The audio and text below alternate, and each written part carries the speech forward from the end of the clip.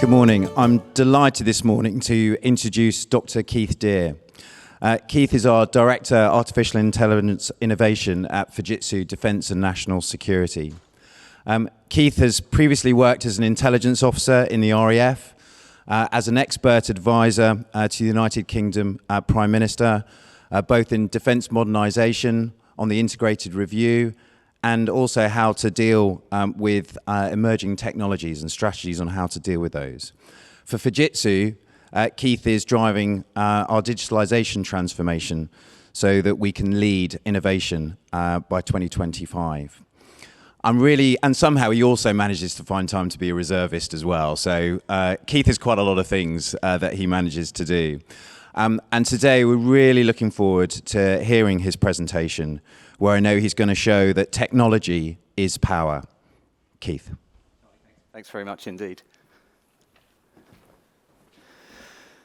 Well, good morning everyone, and welcome to Studio One at DSEI. We're recording this morning's talk, so could I ask that you hold any questions to the end, so I can have some attempts at some time discipline, and I think we'll switch the cameras off at that point as well, and you can ask questions more freely without fear of being recorded.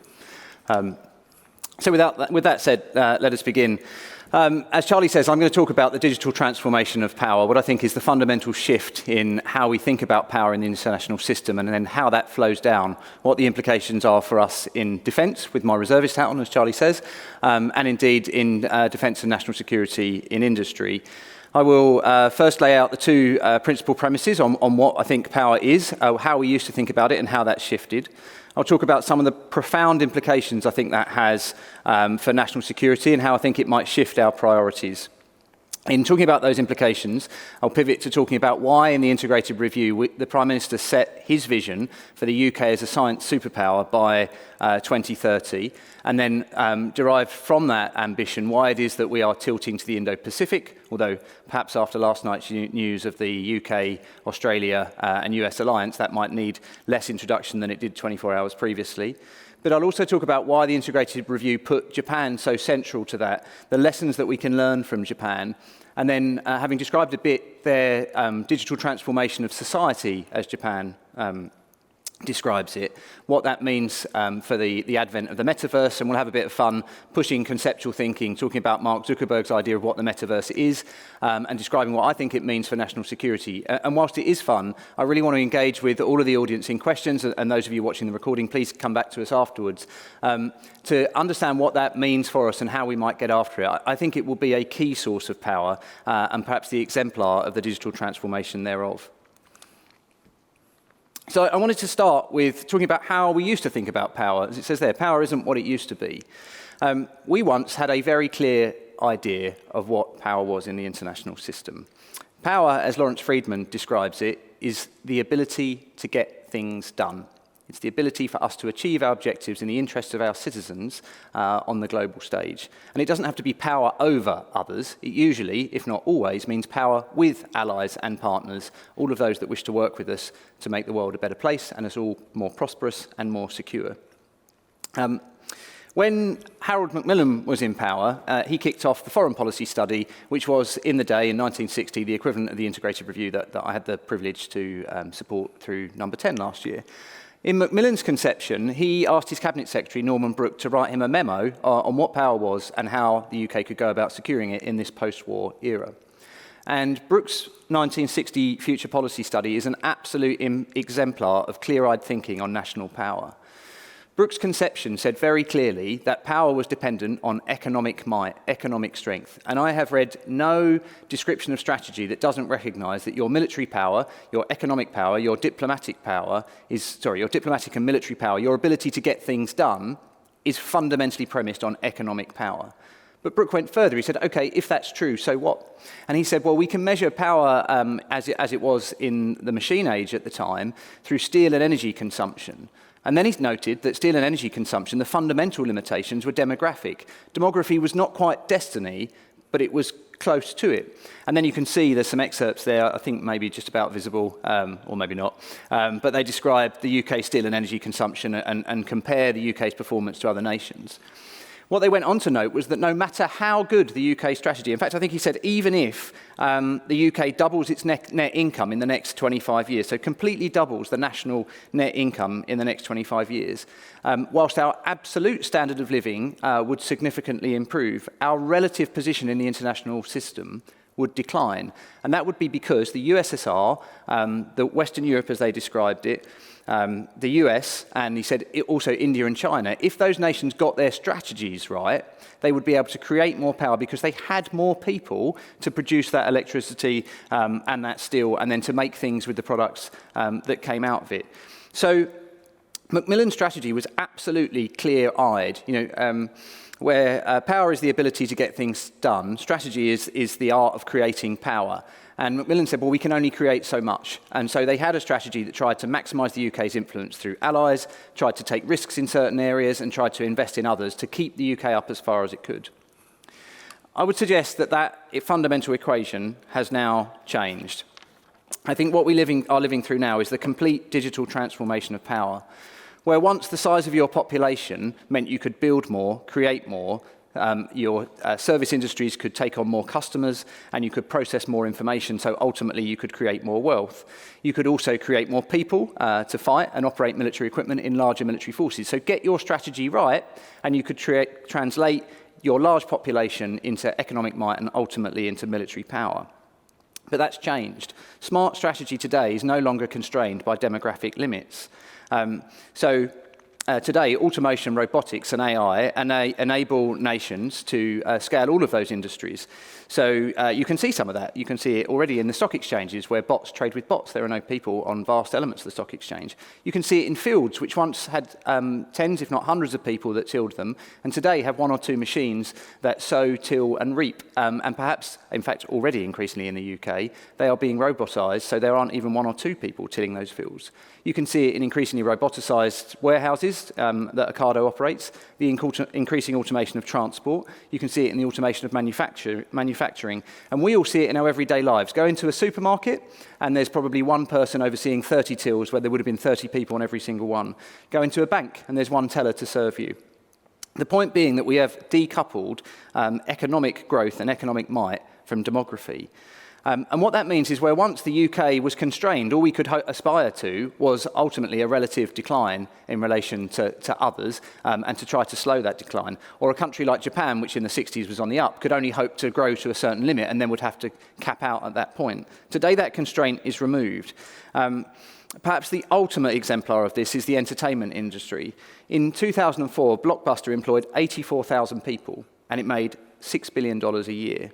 Last year, Netflix employed less than 10% of the number of people that Blockbuster did in 2004, and it made $9.2 billion. It employs very few people and generates massive profit. The point of decoupling economic output from demography is that it makes technology power. And that insight, I think, is key and will carry through everything that I have to say, and it was what set the Prime Minister's science superpower ambition for 2030. This graphic, some of you might have seen me talk about before. It's Moravec's Landscape of Human Competence. It always amuses me that he published this paper in 1997, so Moravec was an AI researcher. And he said that the elevation of the land was designed to show those things that humans were uniquely human, that machines would never be able to do. And the water was the rising tide of machine intelligence, AI, now we would say machine learning. And he was showing the way in which things like rote memorization, arithmetic, all these things that had already been submerged, and those things that he thought would soon be submerged. Well, of course, 1997 was also the year that Garry Kasparov lost to Deep Blue at chess, something we said would never happen. And as my friend Professor Mike Horowitz said on our first of the Fujitsu speaker series this week, what this has led to, this rising tide of AI capabilities, is a constant redefinition of what we mean by human intelligence to be those things machines can't yet do. And if you look at the mountains and the foothills of where we thought AI might never reach, or certainly would take a long time, I think we can be starkly reminded of just how far this technology has come.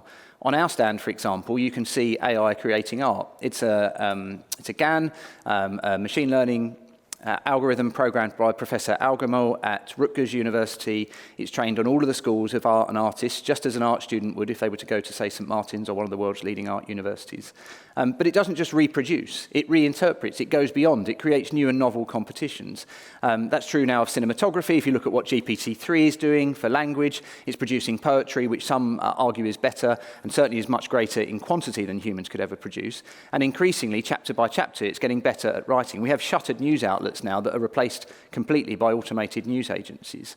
And GPT-3 also now enables AI to program via voice commands. So that AI design is only one step beyond replacing your software devs with something like GPT-3. On the right-hand side is a quote from Ryan Moulton.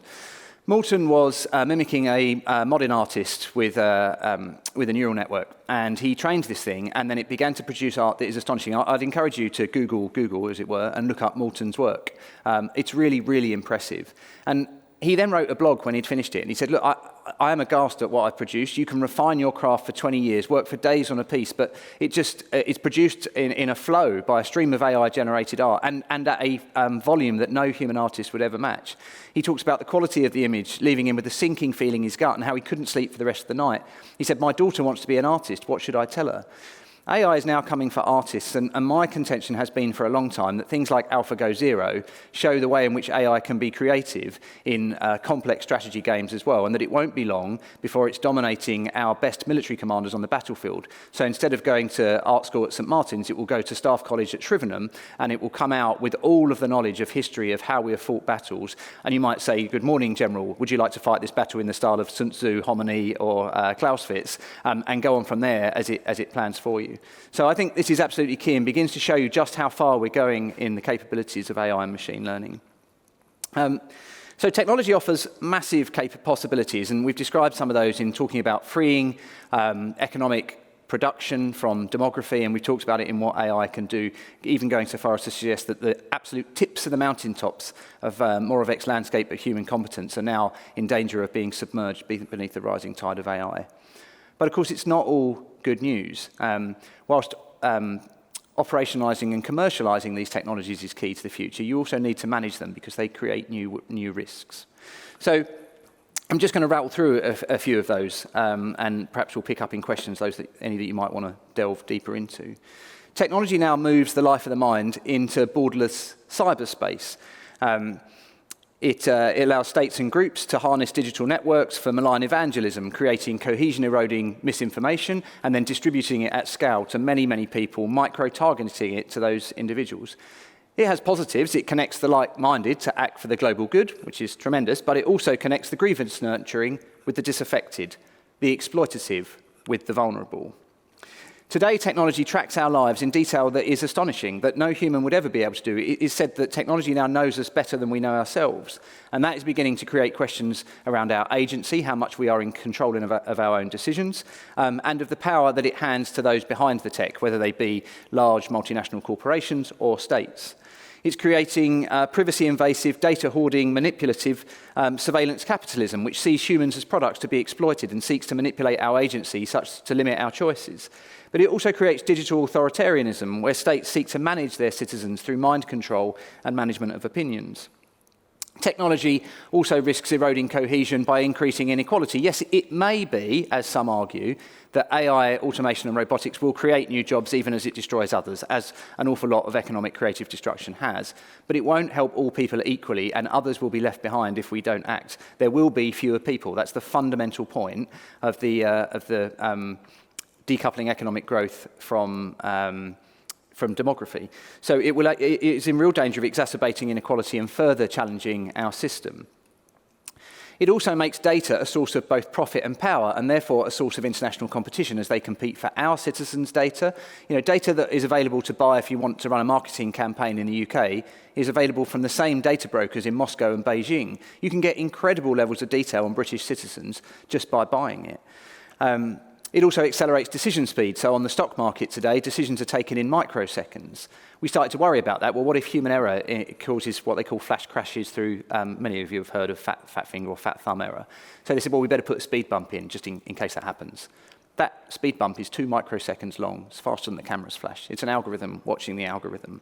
And that speed of decision-making, I think, will come to business, not just the stock exchange. I think it will come to the military very, very early, and I think it may even come to government, though light-speed decisions in government might be hard to imagine.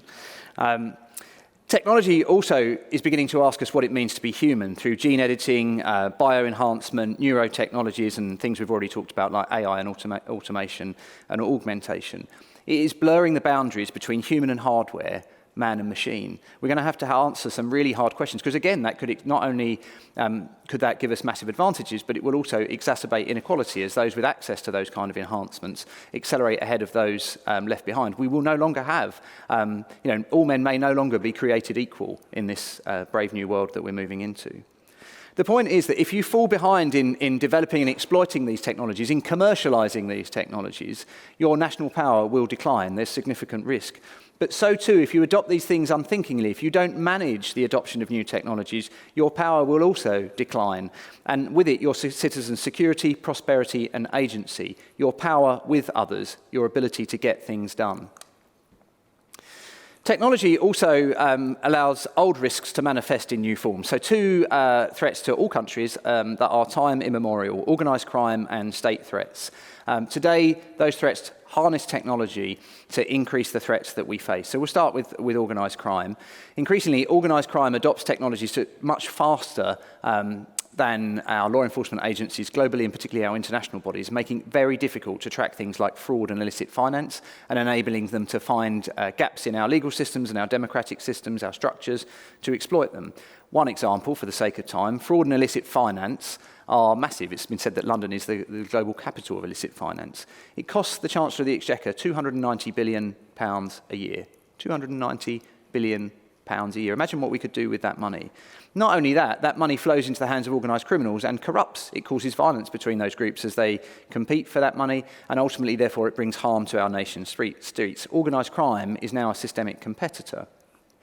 So too, technology enables hostile states to exploit seams and blind spots in our democratic, liberal, and market capitalist system, which in turn hinders democracy's ability to compete in scientific science and technology, and therefore economically, and ultimately, therefore, in military and security. 2 quick examples.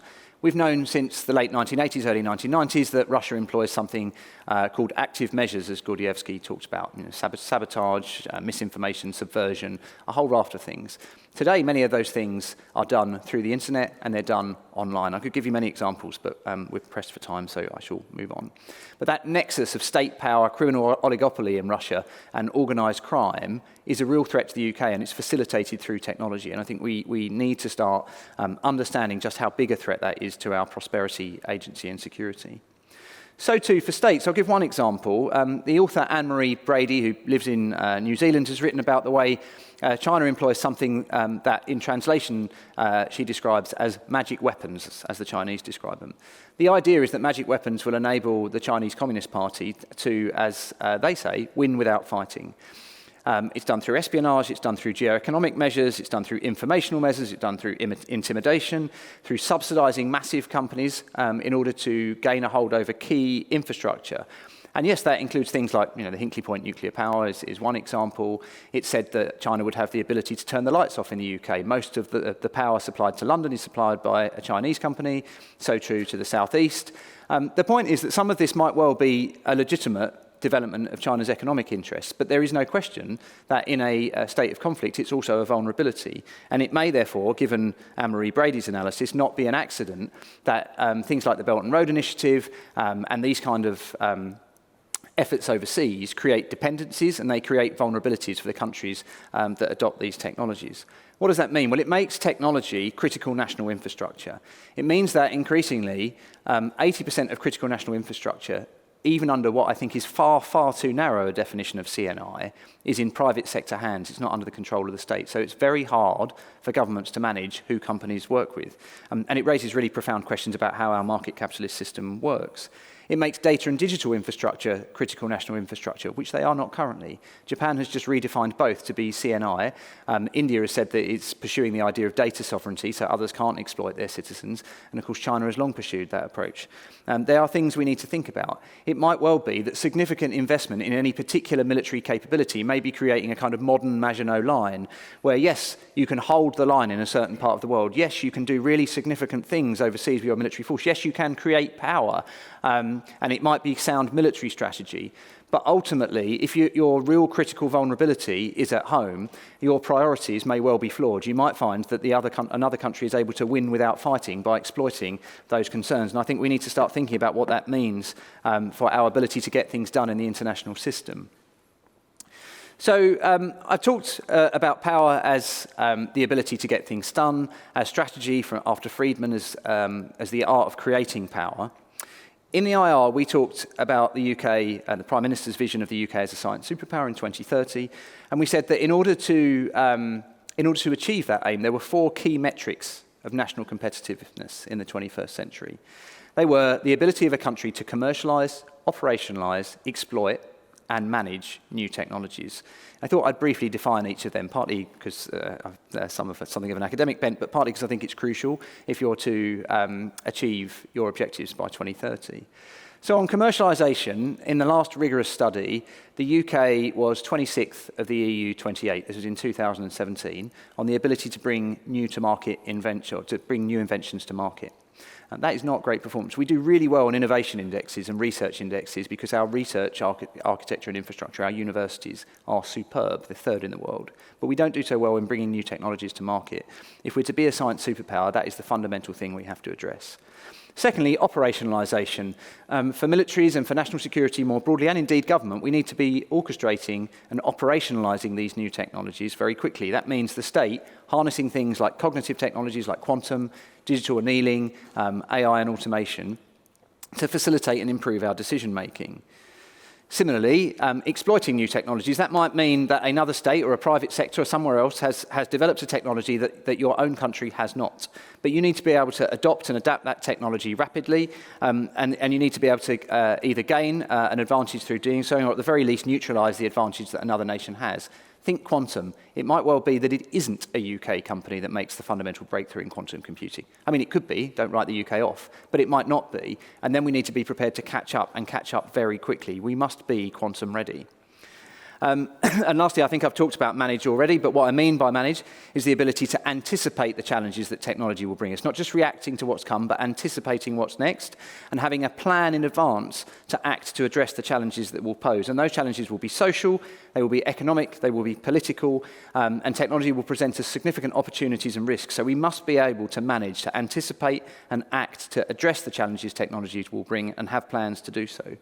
I think that last point highlights one other thing. Technology is crucial. It's what I talk about. I've been accused or described as a tech evangelist at times. But whilst technology is important, it isn't going to be the thing that decides whether we win. Rob Murray at NATO last year wrote a paper on innovation in which he said technology won't be the thing that decides that wins. It will be the country with the fastest moving bureaucracy that succeeds. And I think that's right. I think it's true for companies as well. In the AI First Company, Ash Fontana says that in the 21st century, it will no longer be the companies that best leverage land, labour and capital that win. It will be the companies and countries that best exploit information. We need to start thinking about these cognitive technologies, and then we need to recognise that the digital transformation of power tells us something else. When we talk about digital transformation in Fujitsu, and to be fair, across industry, what we mean is that you start with strategy. You don't start with technology, and then you follow strategy with organisational design to make sure that you've aligned incentives around the outcomes that you wish to achieve. And then you move to thinking about which technologies you invest in and where you're going to take risk. And so manage might be the most important of all of those, even if the ability to commercialise will be the thing that decides whether we're a science superpower by 2030. So I would say they are the key metrics or the key determinants of national power and prosperity in the 21st century. So what else can we take away from that? I would say we'll look back to Macmillan in 1960. Macmillan had a really clear idea of what power was. I suggest we test the premises that I've put forward here, challenge them, and ultimately, once we've decided what power is, build a strategy and then our organisational design across all our companies and countries in order to be able to succeed in this era. In the IR, we laid out what we described as a strategic framework, and we had two key deductions, which I'm going to turn to next. One was the science superpower. We've tackled that a little bit. We'll keep going with it. The other was the need for the Indo-Pacific tilt, and I think that is absolutely key to succeeding in this domain, and I thought I'd talk through a little bit about that, as I think it's the kind of strategic objective subordinate to being a science superpower. And then I'm going to talk a little bit about lessons from Japan, and lastly, I'm going to talk about digital transformation as power in the Metaverse, where I hope to really engage you guys on questions afterwards. So first, the Indo-Pacific tilt. What is it? Some think it's just a response to China, and despite yesterday's announcement, it was never that alone. The world's economic centre of gravity, as displayed on this chart on the screen, has increasingly moved east. So this shows it in 1980 and moving eastwards since 2007. It's moved eastwards already. It is going to continue to do so. 90% of global growth in the next 5 years is going to come from the Indo-Pacific region. The Indo-Pacific will have the world's largest middle class. It's estimated that the UK currently makes up 17.5% of the UK's global trade, and Liz Truss has been very clear prior to her promotion yesterday that that is the reason that we are tilting to the Indo-Pacific. And the military activity in the region is a means to an end, to achieving prosperity, and we need to equally to be thinking about innovation alliances in the context of the science superpower agenda. If we join the CPTPP, the Comprehensive Partnership for Trade and, I don't know, the CPTPP anyway, the big trade agreement in the Indo-Pacific, that will give us access to a market worth $9 trillion. And as I said, it's the world's fastest growing market and the world's economic centre of gravity. That's why the tilt to the Indo-Pacific. But also, there is a further deduction from talking about how you can automate manufacturing, agriculture, services and defence in order to reduce and decouple economic growth and power from demography. And that is the insight that robots don't pay taxes and robots don't buy goods. So I think that one of the things that will happen is we will introduce a new mercantilism into the international system. We will be much more dependent on overseas markets, particularly if our populations, as is happening in Japan, age and decline. What does that mean? Well, it means we need more international cooperation. We need to think really clear-eyed and carefully about what we export and what we don't, how we protect and how we grow our own industries, and how we do so in a way that aligns with allies and partners to create power with them. So that's the reason we need to go to the Indo-Pacific, because you can automate all the goods you want, but if you've got no one to sell them to, you won't be a prosperous country and you won't be a science superpower. I think we can learn some really key lessons from Japan in understanding how we go about this. So in Japan, they have consistently led in both thinking about the way technology will change national power and the way in which they need to respond to the economic and geopolitical competition in the Indo-Pacific. So let me start with the defence white paper that you can see on the screen. Japan's defence posture, if you look at their military, it's really quite a significant conventional power, but because it's not nuclear, it's able to spend much more on conventional capability. They've also shifted their posture. So if you looked at their defence white papers going back decades, they were clearly heavily pacifist and fairly anodyne. This year, their defence white paper has a cover that has a zombie samurai on a warhorse. I think I need not really get into the content to show that that is a significant change in posture and that these things don't happen by accident. It signals that change in how they're thinking about the world, clear-eyed and understanding the threats they face. But perhaps even more strategic is to take a look at their document, so the 6th Basic Plan for Science, Technology and Innovation, which was published earlier this year. Maybe late last, but anyway. In that document, they describe a number of developments that I think are really key and from which we can learn. They describe how in the next 5 to 10 years, because of what we have called the digital transformation of power, these will be, and I quote, a watershed for whether Japan can continue to be one of the world's leading frontrunners, and that's amid an increasingly intense struggle for supremacy between countries in science and technology. Sound familiar? It's the same as what we said in the IR, of course, but much clearer. Consequently, they're investing a huge amount in R&D and cutting-edge technologies. They are investing more in assisting countries in the region through their quality infrastructure program than China is. They're spending $259 billion developing the economies of the region and the region's infrastructure, where China spends $157 billion.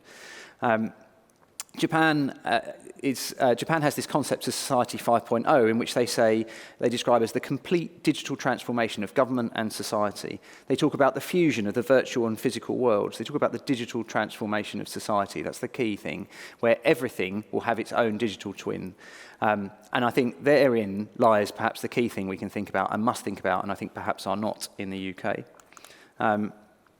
So Society 5.0, this idea of the fusion of the virtual and physical, might also be thought of as the metaverse. What's the metaverse, you ask me? Well, the metaverse is an idea that the science fiction author Neil Stephenson came up with in his novel Snow Crash in 1992, and probably every tech bro in Silicon Valley has a copy of that book and is now talking about building it in one way or the other. Like anything interesting, the definition is contested and broad. So metaverse is a portmanteau, a combination of two words, meta, meaning beyond, and universe. It's said that it runs the spectrum from kind of fully immersive virtual reality, think The Matrix, where you can instantiate yourself as an avatar and live amongst others, to augmented reality, where the different layers of the world are seen through things like what we all still call Google Glasses, and then what I see through those glasses might be different to you. We will literally see the world through different lenses as the metaverse, as the fusion of the virtual and digital world becomes more real. And it's for that reason that another science fiction writer, Vernon Ving, described how what we will have increasingly is belief circles as we see the world through different lenses. The world I see will be different to yours. What I understand about the world will be different to yours. Think what that might mean. Everything I see might be different. If you were worried about Cambridge Analytica, you should be much more worried about a world in which I can take my information bubble and carry it with me everywhere I go, or completely immerse myself and live in another world. I would argue, in fact, that we might already be there. That conception of the internet itself as a proto-metaverse, I think, is sound. I've written before that if you do the calculations, we already spend approximately 100 days a year in borderless cyberspace through interactions with our phones, our computers at work, and so forth. 100 days a year in which the life of the mind is outside of the physical domain in which we currently exist. By 21, the average American has spent some 10,000 hours playing immersive video games. That's 10,000 hours spent in a virtual world. IMVU, which is a relatively new avatar-based social network, attracts 7.5 million people every single day, and on average, they spend 55 minutes a day living in that virtual world as an avatar, as a different person. We might well be living in different realities in the same city, but either by never leaving your living room and living in the Matrix, or by walking through a town that looks fundamentally different to me than you. I think this is as profound a change for how we interact with information as the introduction of the internet. I think it is a new source of power, a huge source of prosperity for companies, but also will be a source of economic competition. I think it will create extraterritorial states and economies, and I think we must start thinking about what it means for all of us now if we are to thrive by 2030 and be a scientific superpower.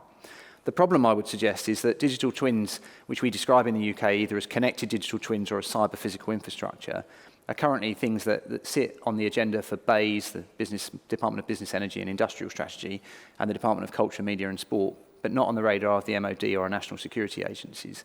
I think it has two implications. BEIS and DCMS are going to have to start thinking about their role in national security much more clearly than they currently do.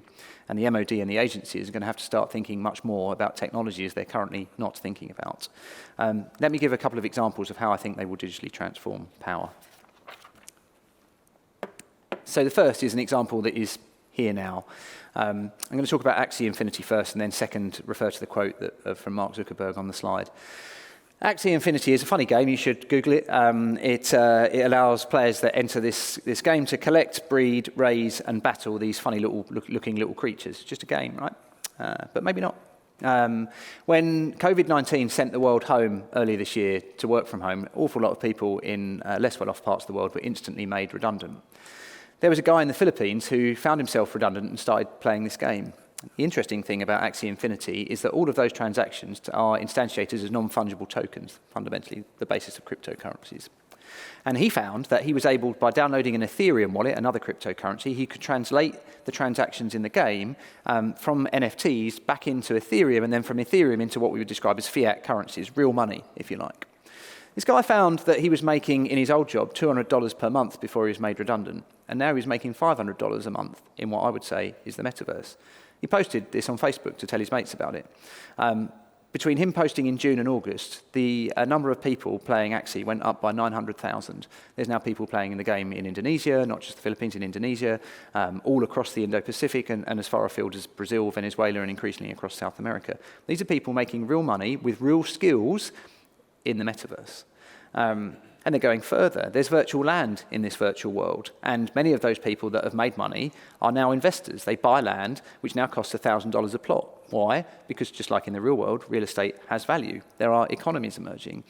There are now agencies that allow you to recruit people who can, you can go to for training in how to breed and collect and fight and battle your dragons or whatever they are, these little funny creatures. There are employment agencies, there are companies providing training. There's a whole economy built up around Axie Infinity now, which is making an awful lot of money. There are a number of other companies that I think also exemplify the trend that I'll touch on briefly. There's Decentraland, with the capital city of which is a virtual world. The capital city of Decentraland is Genesis City. And in March alone, $4 million of real estate were traded in Genesis City. Christie's, the auction house, has set up an art gallery. Many big brands have shops on the main street that you can buy things in. Christie's hangs a non-fungible token-based digital artwork in its gallery that went for $60 million, which I wrote about on the blog published just before DSEI. The cryptocurrency, the currency which runs in Decentraland, is called Mana. Its value went up 3,500% in the last 12 months because it might well be the currency of a new country which is beginning to thrive. There's another game called Roblox, which some say is a better proto-metaverse because you kind of go into Roblox and then individual developers can build a whole raft of different virtual worlds that you can step into. A bit like an app store, but each app is a gateway to another dimension, as it were. Perhaps a bit profound, but that is broadly the point. So in Roblox now, you can buy Gucci handbags for over $4,000. You can buy all kinds of fashion to dress your avatar in. You can pay to have your hair done in particular styles by people with that skill. People are trading skills in Roblox and making an awful lot of money. And Fortnite too, the game that many of you will be familiar with, particularly those with teenage children, I remember that from people on deployment playing first-person shoot-'em-up games, but now there are concerts hosted in that game by people like Ariana Grande and the rapper Travis Scott that attract 12,000 people. There are communities that spring up in it. On the game Grand Theft Auto, which I think many of you will remember, I remember it as just an incredibly violent game that my parents didn't like. But in Grand Theft Auto now, there are whole microeconomies emerging. People live in that game. A couple of years ago, people started buying digital fashion that looked much like the outfits that protesters in Hong Kong were wearing and walking around in them. What happened? Within 24 hours, thousands of Chinese avatars turned up dressed in police uniforms, and they were having riots on the streets of the city that looks like LA in Grand Theft Auto. That's a long way from the game that involved smashing windows and behaving badly that I remember. So what? I think these economies will be a key source of prosperity for companies, but also countries. I think countries will compete for competition in these areas. Mark Zuckerberg has been the one who's really pushed this word up in prevalence this year when he said that the metaverse today is perhaps the ultimate expression of social technology, and Facebook tomorrow will be a metaverse company. I think that we will see economic competition in these domains, and I think it's key in understanding the digital transformation of power. I think it's just as relevant for the military too. In July this year, on a forum for the game War Thunder, which is a hyper-realistic tank game where tanks battle tanks. So on a forum, there's a guy called Pyphoric, a user of the game. He says he's a 40-year-old man. He says that he's a Challenger 2 commander in the British Army. He says that he's been an instructor on the Challenger 2 and that he worked at ATDU, the Army Trials and Development Unit, is that right? So this guy was annoyed. He plays the game, he loves it, it's hyper-realistic, and he said that you are misrepresenting the capabilities of the Challenger 2. He said it's not the case that when it gets hit between the turret and the hull, it blows up and dies. That's just wrong. And people kept disagreeing with him, and eventually got fed up. So he took a classified document and he posted it on the forum, and he said, have that. See, I was right. So in doing so, I think he validated who he was, proved his credibility. The game completely ignored him. They haven't upgraded the Challenger 2. And of course, people quickly noticed, and the MOD published a statement that, this is a security breach and will be dealt with as normal. But what if it wasn't a security breach? What if it was the signal of something much more profound? What if that hyper-realism means these kind of domains might become online test and evaluation units, where something like the Challenger 2 is fighting Russian tanks on a daily basis, and the victory or defeat is a signal to others about the capabilities of those tanks? What if daily Challenger 2s are trounced in that game by Russian and Chinese tanks, to the point where other countries look at it and it affects export decisions on procurement? They go, no, hang on a minute, it loses every time. Why is it always losing? We're not buying that, we'll buy this other tank instead. Imagine if it was Ajax, given the controversy around that programme, getting trounced daily. Might it affect media narratives in the UK? Might people say, well, hang on, it keeps losing, that's a significant thing? Might it be that adversaries are emboldened? Might it be that if all warfare is cognitive, as I've argued in other forums, that we are failing to deter by losing in these games? What if UK tank commanders, getting trounced daily by opponents, bring in their mates and deploy the tactics that they're taught in training, flip the script and trounce the Russians every single day in this game? What does that mean? Should Russia respond, or any other nation for that matter? Should Russia use its own tactics, which clearly it would regard as superior, otherwise it wouldn't train its people the way it does, and then try to prove that they're superior by wiping out our tactics? Might tactics evolve through the game such that we are learning more about how to fight through the metaverse than we are in the real world? What if deterrence falls away? Now, you might think that's absurd, but think how worried we get around war games today. When we have a major war game, like whether it's like a Baltic war scenario or something in the South China Sea, we really worry about publishing the results because of the effect it might have on deterrence, on the way people think about us, on media narratives, on all of those things, on what we might think of as influence in cognitive warfare.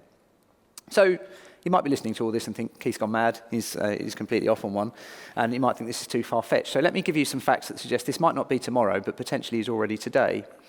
The company that builds War Thunder is a company called Ganjin Entertainment. So if you do your due diligence, you'll find that they are headquartered in Cyprus. Okay, that's a bit of a worry. Hotbed of espionage, but maybe not that much of a worry.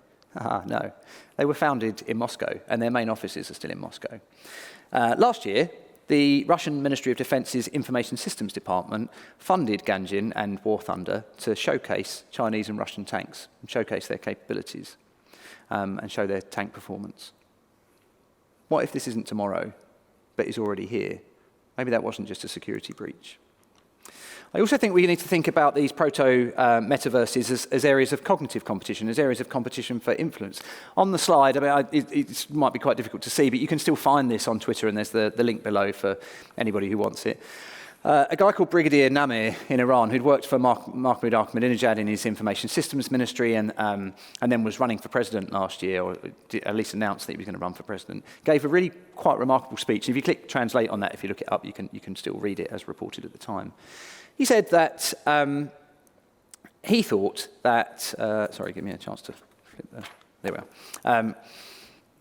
So he said at the time that he thought that by creating an international site, a virtual world, and presenting our opinions through it, we'll be able to introduce what he described as a virtual Iran, a virtual Islamic assembly, and a virtual seminary, and eventually a virtual university to the world.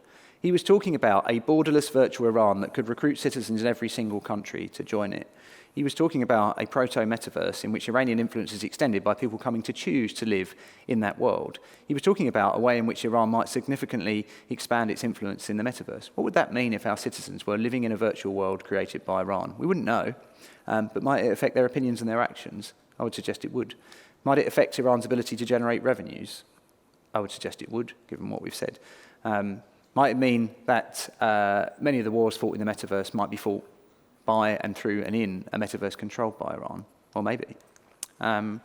So you might still think, okay, Keith, now you've really gone off the deep end, but I'm going to suggest that this isn't so very far away either. So you could look, for one quick example, to Estonia's e-businesses and e-citizenships that doesn't respect borders and allows anyone to join. I think that's the beginning of the kind of competition we'll see in the future, where borders become perhaps less relevant or to how we create power. You could look back to Roblox again, the game that I described, or the metaverse with many games that I described before. So as those independent developers create the games, they have real trouble controlling the number of different virtual worlds that people create. It's massively popular. In Q1 2021, some 42 million users were in the Roblox, spending a cumulative 10 billion hours in these different virtual worlds, and spending over $652 million in virtual currency. But it also gives glimpses of that kind of dystopian future that, from our perspective, Brigadier Namir's theocratic virtual Iran might augur. In 2014, a Canadian middle schooler known only as Malcolm created a virtual world which he called the Senate and the People of Rome. And as you would, if you're a teenage boy, he made himself your Caesar, who was going to rule over this world. Thing is, he created a proto-fascist state. It had shock troops and slaves. It had Nazi role plays. They reenacted the Christchurch mosque murder over and over again. They had laws against what they described as degeneracy. What did they think was degeneracy? Well, they called race mixing, being gay or being a feminist degeneracy. And they made it illegal in this virtual world for those things to happen. They had gladiatorial contests, and they had mock executions. So why would anyone join this world? Surely nobody would, right? Wrong. 20,000 players joined this world, playing all of those different parts, from slaves to you name it. Now, it's still disputed whether this had any effect on the cognition of those that were in the virtual world, whether it was really a spoof, whether it was really real. But 20,000 people, not all of those knew it was a spoof, even if it was.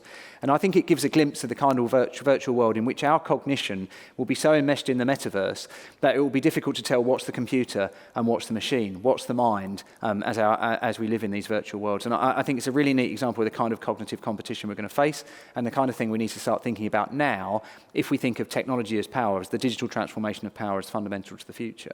I think it gives a glimpse of the kind of proto-states that might emerge, in which there are economies, laws, and citizens beyond the reach of states. I think it talks to the kind of belief circles that people might live in. I think it shows the way in which states and companies will compete for users and citizens, just as social media companies do today, but equally as religions have for time immemorial. I speculate that the Chinese Communist Party's recent edicts that under 18s was to spend no more than 3 hours a week playing immersive video games might have been less about the kind of things we tend to talk about, making them more violent or whatever, and more about worrying about people that could potentially be living in a virtual world. It's hard to control people's thoughts when you don't control the world that they live in.